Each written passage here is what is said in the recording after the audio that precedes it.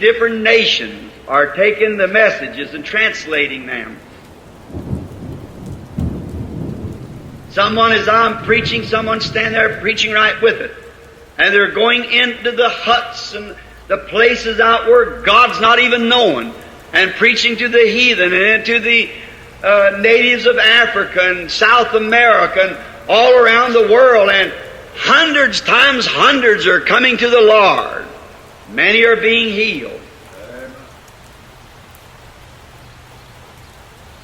That's the reason that we feel that it is all important to press the message, not big buildings and so forth.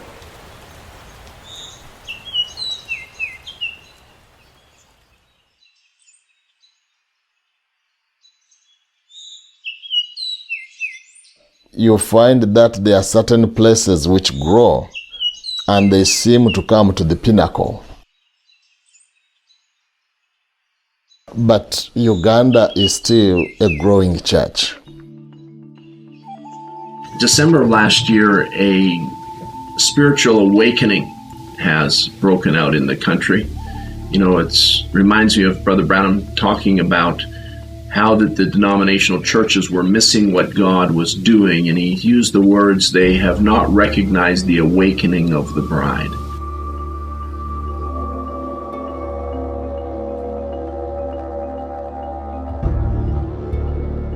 I came to the gospel as I knew it then in 1975 on the 1st of January. I fully dedicated myself to the service of the Lord.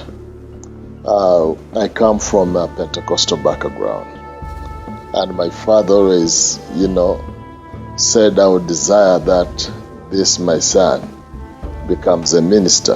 I feel a little bit like the brothers from North America that went over to Wales in the early 1900s wanted to see what they had heard about, which was the Great Welsh Revival. In going to Uganda, it's maybe with a greater expectation at this time that we're going to be able to see what we've heard about, and that is over 2,700 souls have been baptized since December of 2017, so in just a few months. That is in just one area, north of Kampala there. To hear and see what God is doing in that area gives us great expectation, anticipation, and yet almost a nervous quality to it because we don't really know exactly what to expect.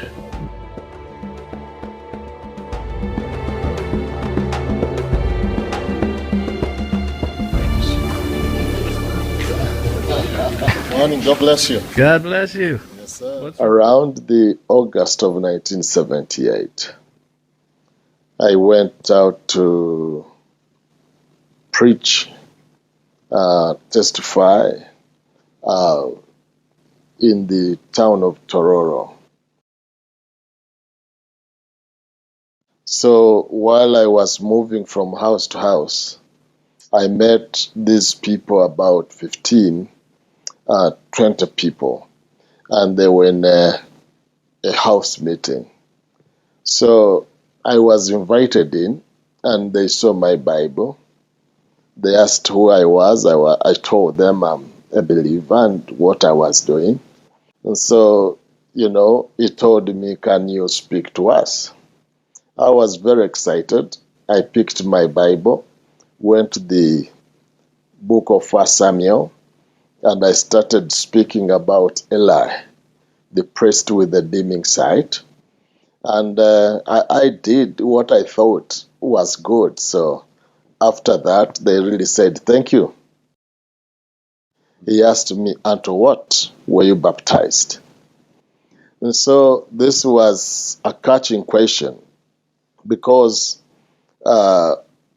before that, right in 1976 and 1977, we had heard about a people that were talking about going to the rapture in 1977. So they told us how they begin with you. And then when he says, unto what were you baptized? My antennas went up. I knew this is the people I had heard about. So I did the best I could to defend my Trinity, but looked like it was falling apart every piece I tried to bring together. So he gave me, he says, if you read this book, you are going to get an answer. So he gave me the 7 Church Age book. And, it is so well laid out, like Brother Tim, that every thought had to be documented by scripture in that book. So by the time I read the book from cover to cover, all what I would have thought like theological foundation was torn down.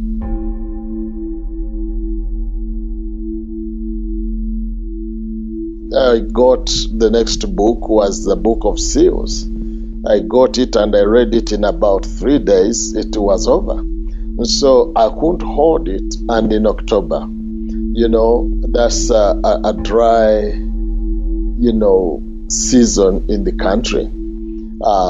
That was in 1978. I demanded that I should be baptized in the name of the Lord Jesus Christ. We had to look for water deep enough. And so we walked along with the creek to see where we could find some water deep enough.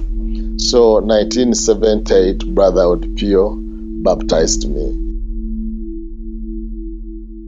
That year, 1978, the political situation in the country started getting really, shaky. There was a war that had started, and that's the war that was fighting to push Idi Amin out of the country.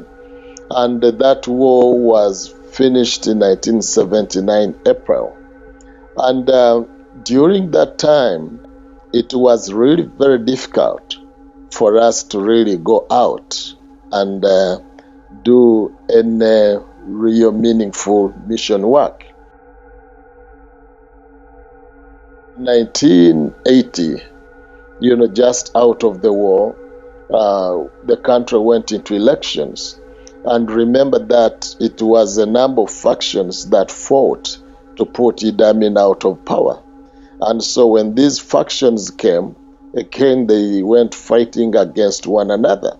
So we spent another 5 years, 6 years, and so we could not really stabilize well.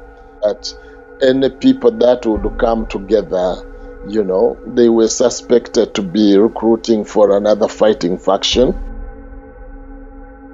But 1986, the war kind of come to an end. A government was established because one faction really won the war. Victory celebrations on the streets of Kampala as the people mark what they hope will be the end of 5 years of bloody guerrilla war. Only 3 days earlier, these same people were streaming out of the capital in their tens of thousands as the rebel forces neared the suburbs. The Ugandan capital was deserted as the final battle for Kampala began. That's the year 1986 when we, got into contact with Brother Harold Hildebrand.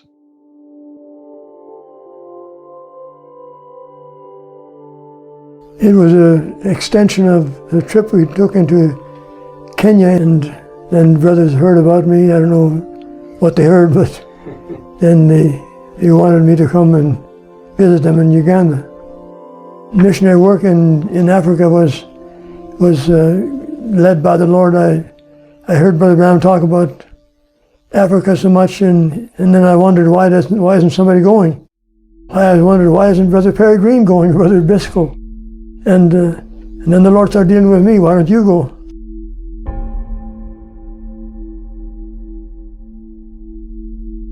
At the beginning of the 1979-1980, Brother Harold started bringing in a lot of books into Kenya, sending them over.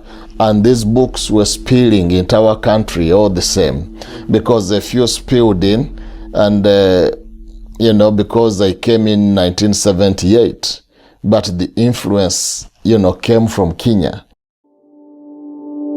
First trip I made to Uganda with Brother Harold was Brother Harold and I alone. The second time we were with Brother Tim Pruitt, and we traveled through Kenya and then into Uganda. Brother Harold had been there a few times before I went with him. The reason he brought me was because he had a real burden to get the word to the people, and so he had a desire to do translating. So he asked me to come along, bring a computer, and we put it in a big plywood box. Computers were big then, so we put it in a big plywood box and carried it in and actually set it up in a grass hut. And had a generator running outside and a cord into the hut, and that's how we started the translating. That's where I started the training. It was very serious. They just went through Idi Amin had just been ousted out of government, and everything was in a chaos. So of course Idi Amin, what he had done was to press out all the non-Ugandans, essentially the Indians and the whites, which caused the economy to collapse, because that's who was running the economy. And then there was another leader after that who was equally as bad for the country. And then they got the new leader, who's actually the current president, who conducted guerrilla warfare and overtook the country. You couldn't even, they had a law at night you couldn't be on the street till after 6. And the doors in the hotel where we were staying were broken to pieces. There was a lot of damage. In fact, the political situation was very bad, because it goes back to what he said. Idi Amin had basically destroyed the core foundation of the nation. We would not say that the people really had hope, because, the state of anarchy, had lived with the people for quite a long time, from 1971 up to 1986. That's 15 years, I think. On the road, we were stopped about every 10 miles and examined by the army.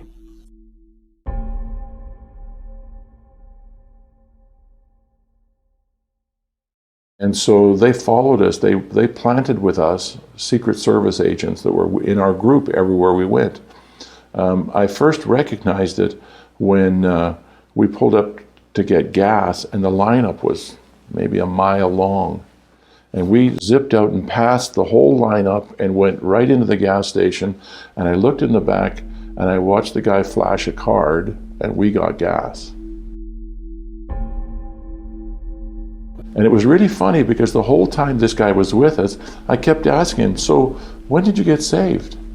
How did you first hear about the message? You're trying to create conversation, because something didn't quite, that welcoming spirit that you expect among Christians wasn't there. And so I kind of felt there was something wrong. So then when this happened, then I realized there was a situation. And what was really interesting was, at the time, to get a computer into the country was very difficult.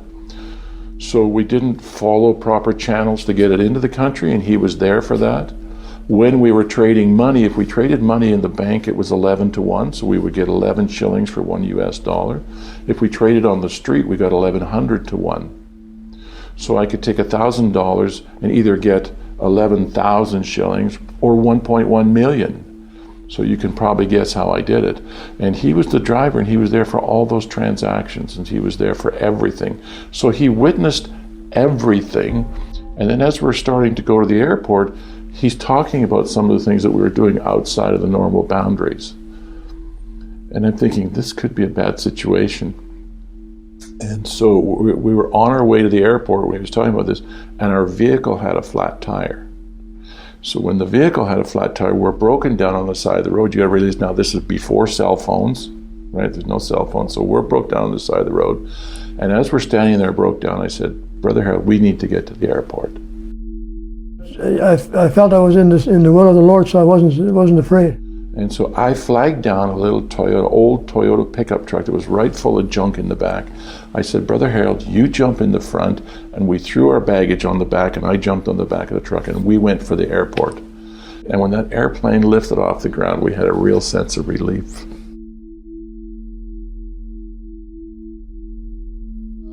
We need to appreciate Brother Harold.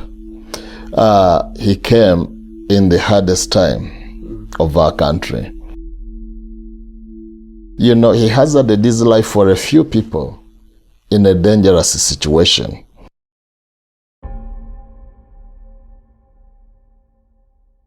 Brother O'Kello was one that we had the meetings with at the beginning there. I think he had the biggest group at that time, maybe about 20 people. Yeah, 25, and something like that. Brother Stephen had just started. He had 6 people. After the restoration of order, you know, and the systems were set, there was a freedom that we got, because for the first time we had the freedom of worship.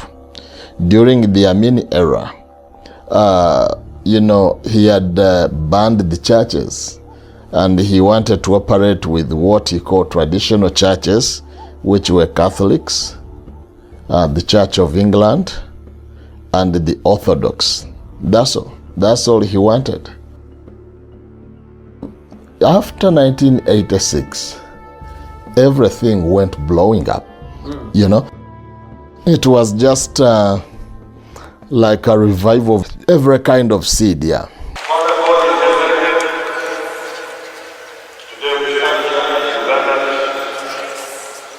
Thank you for Uganda. I stand here today to close the evil spiritual past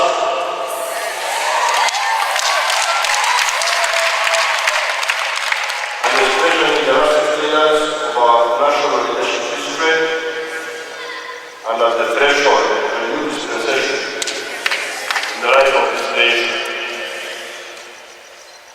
I stand here on my own behalf and on behalf of our past leaders to repent.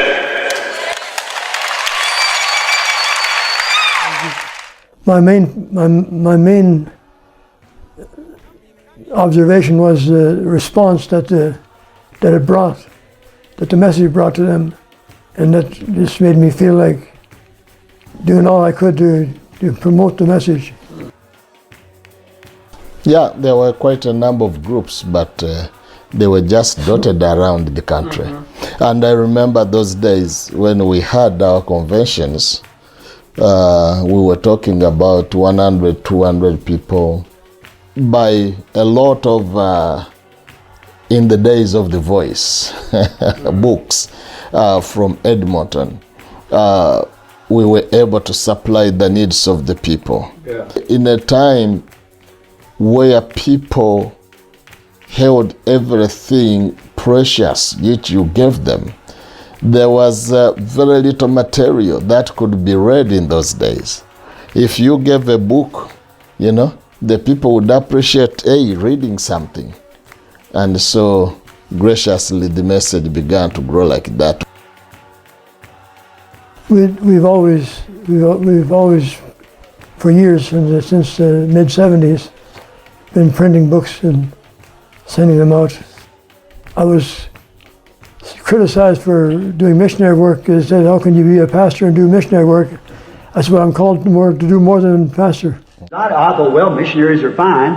And I've never thought much about missionaries. And so I thought, well, they're just an office of God out there. So that's just my place right here on 8th and Penn Street. So I was just carrying on the best I could. But one day, sitting in the study, I picked up that book and had a picture of the Negro race, an elderly old father.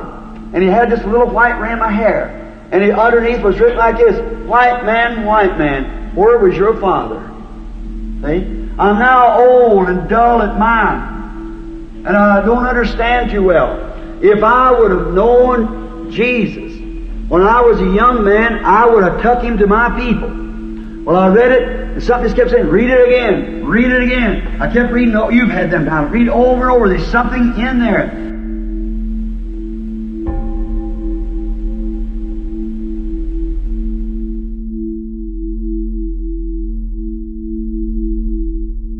There was tremendous progress. It's like Brother Stephen's church, became a stable, and to this day is a very stable work in itself. 2 years later, after Brother Harold came in 1986, he came back in the 1988 meetings. It's unbelievable that 2 years later, we had about 1,000 people in a convention.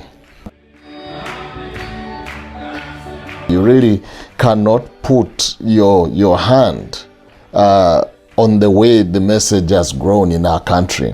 But one thing which we've known is that it has been growing on the principle of being a witness. Different people get transferred to different places of the country. They don't stay silent. I remember saying this, that Uganda was in such a bad state politically and economically when I first got there. But because of all the believers that came to the message, it changed even the political end of it.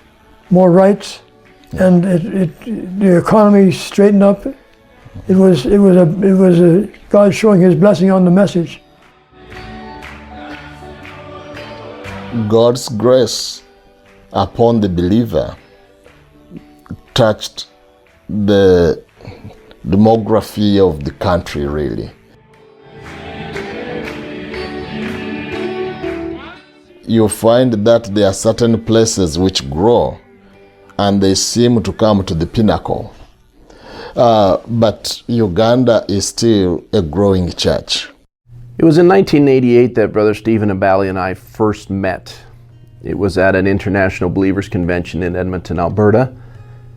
And there we were both young ministers and small congregations, and we had some things in common. But it wasn't really until 2013 that we really began to work together. It was during a trip that I made to Uganda with some students from Bible Way Christian Academy as they were going there to do some humanitarian works in the country. It was during that trip that we trained some brothers to do voice translation. That is to say, to record a translator with Brother Branham's voice on an audio recording. And this was very necessary to be able to produce a radio broadcast, which is what we wanted to do. The purpose of the radio broadcast was to reach the illiterate who could not be reached with books. This was very important to us, but it turned out to be much more impactful than we had anticipated. The broadcast reached into remote areas, to people that had never heard about the message, but it also reached people who had heard about the message but had misunderstandings about what Brother Branham taught. As a result, their misunderstandings were dispelled, and they began to listen seriously and with interest search the scriptures about the things that they were hearing on the Bible Believers radio broadcast. Because of that, it sparked something in Uganda that began the revival and the awakening that is now taking place.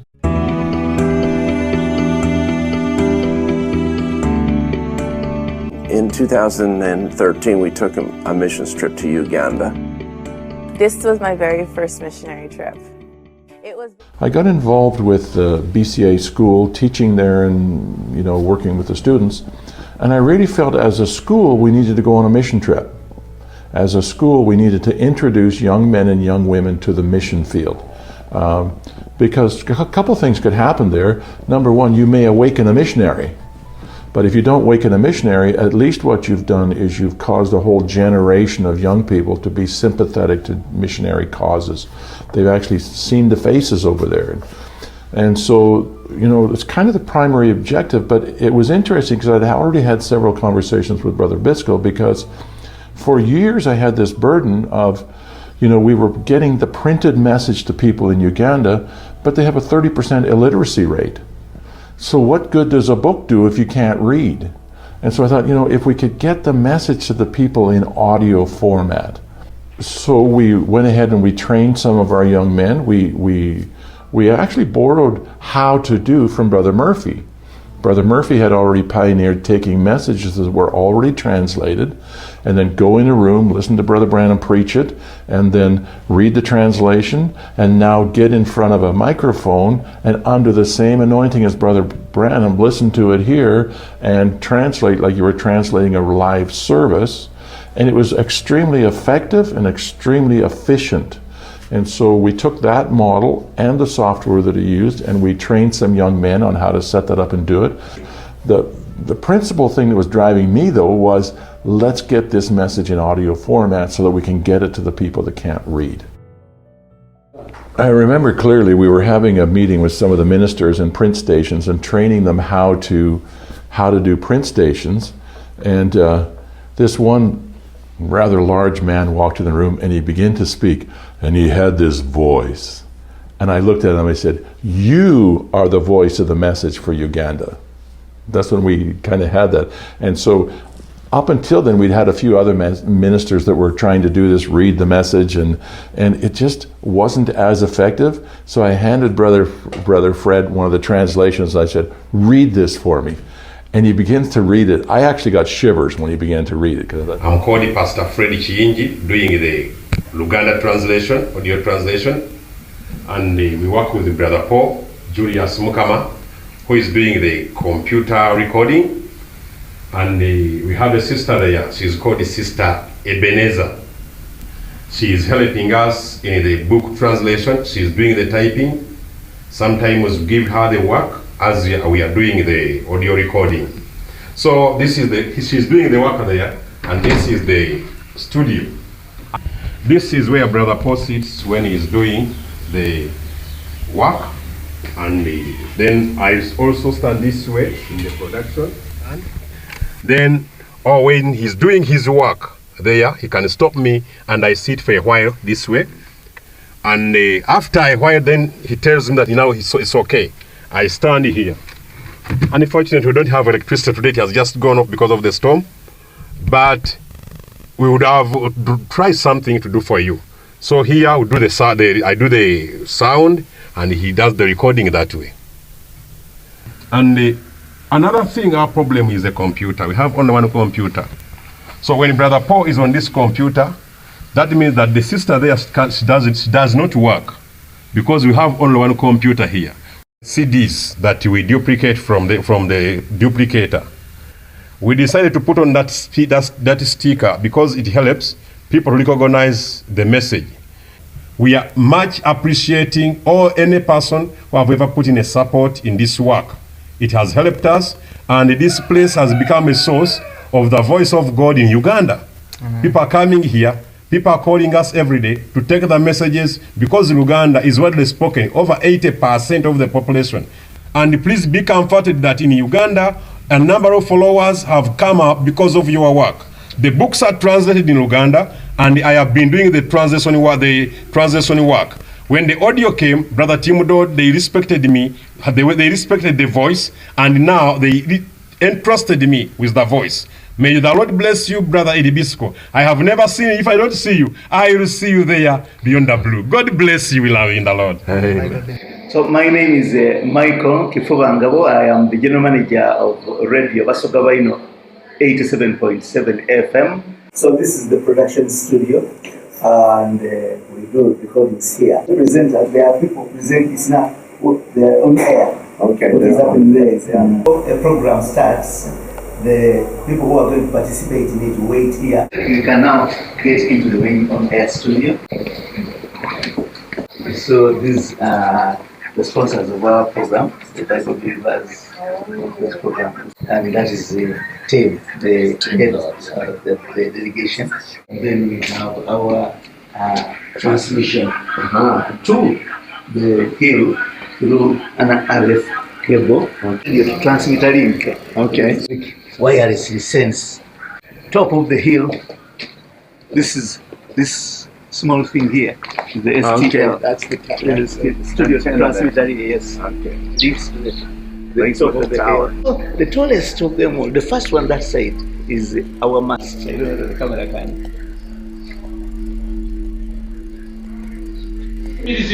Okulaba nti asobola okukkiriza okuwulira eddoboozi n'afuluma n'aggulawo oluggi n'afuluma kwegamba n'oyingiza Mukama okutuula mu ggwe nga omuntu abuliza olunaku lwa leero era kati njagala kwogera ku kuseeki. Remember, the called out of God is the elected. He said the kingdom's like a man that went forth and cast the net into the sea, and when he brought it in, he had all kinds in there. He had crawfish, mud turtles, snappers. He had serpents. He had lizards, frogs. He had scavenger fish. And he had real fish. Ebifundu, ebigegegege, wajjiramu n'ebyewalula, wajjiramu amakonkobe, ebikere, wajjiramu n'ebisolosota, naye mwalimu n'ebyennyanja byennyini. Yagamba obwakabaka bufaanana ng'omuntu eyagenda n'asula akatimba mu nnyanja, era bwe yakasikaayo kaakuŋŋaanya ebya buli ngeri. Wajjiramu enjaba, ebifundu, ebigegegege, wajjiramu n'ebyewalula, wajjiramu amakonkobe, ebikere, wajjiramu n'ebisolosota, naye mwalimu n'ebyennyanja byennyini.